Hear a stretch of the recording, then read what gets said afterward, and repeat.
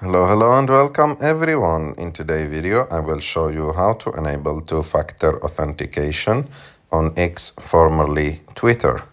To do this, you have just to go to X, open the app. After that, go and click on your picture on the top left of the screen. And after that, go to Settings and Privacy. And after that, go to Security and Account Access. And after that, go to the first option, security, and go to the first option again, two-factor authentication. And here you will have three options.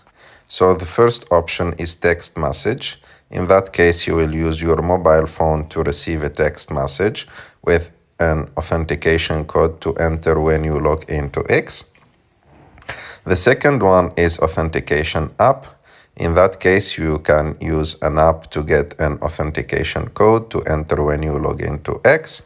Or the third option is use a security key that inserts into your computer or synchronize to your mobile device when you log into X. And you will need to use a supported mobile device or web browser.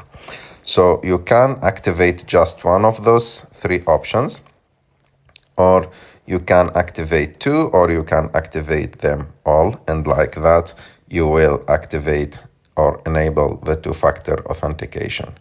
I hope that you like this video. If you like this video, don't forget to subscribe to our channel, to like this video, and see you in the next